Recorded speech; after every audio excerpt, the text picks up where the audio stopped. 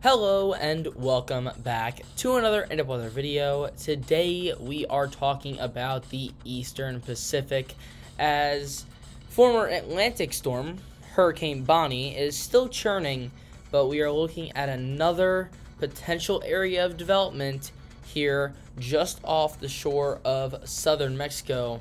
This disturbance has a 70% chance of cyclone formation in 5 days, as a tropical wave located several hundred miles south of the southern coast of Mexico continues to produce a large area of disorganized showers and thunderstorms. Environmental conditions are expected to be conducive for gradual development, and a tropical depression is likely to form well southwest of the southwestern coast of Mexico over the weekend or early next week, while the disturbance moves westward or west-northwestward at about 15 miles an hour.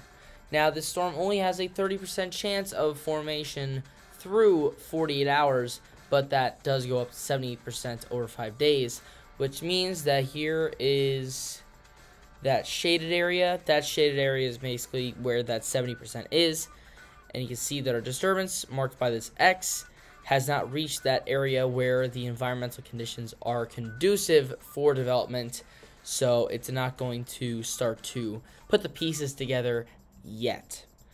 Now, we are looking here at the GFS model here, where we do have Bonnie on its way out. It is weakening as it moves toward the north, but this next disturbance here, which is right in here, really a broad area of low pressure that starts to centralize during the weekend and eventually starts to gain some of those tropical characteristics early next week as this storm moves across the 120th and 130th parallels west.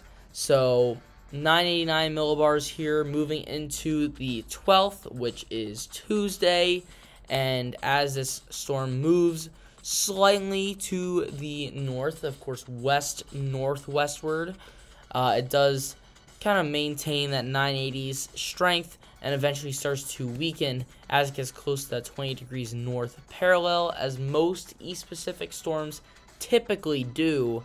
This is around the 14th, which is Thursday, and that eventually leads out into the Central Pacific. We can just take a quick look over there, as the storm could be making its way toward Hawaii, but does kind of fall apart before making it to Hawaii.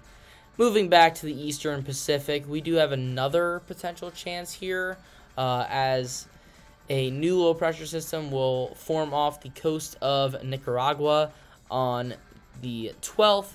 Now, this does have a lower chance of forming through probably 10 days, as of course the further out you go, the more uncertainty there is about this actually happening, but it's a decent chance. We typically see storms form from this region, and that's kind of where the East Pacific gets a lot of its energy from, so that totally is a viable outcome of this low pressure system.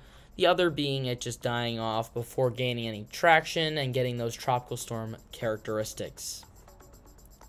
So let's take a look at our winds here, and we're going to start off here. You have Bonnie right here weakening into a strong tropical storm, and then you have our next system here as it starts to form up, gains those tropical storm characteristics here on the 11th, being Monday, and eventually could even reach that hurricane force status here by maybe even Wednesday as it moves west-northwestward.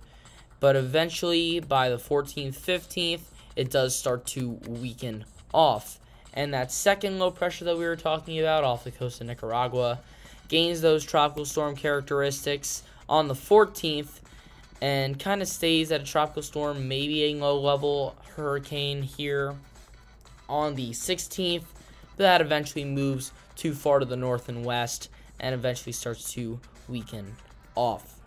So right now we have been seeing the East Pacific have more of that activity, and I believe that this is going to start to slow down. The East Pacific is expected to have a below average season due to the presence of a La Nina, and the Atlantic is expected to have a borderline hyperactive season.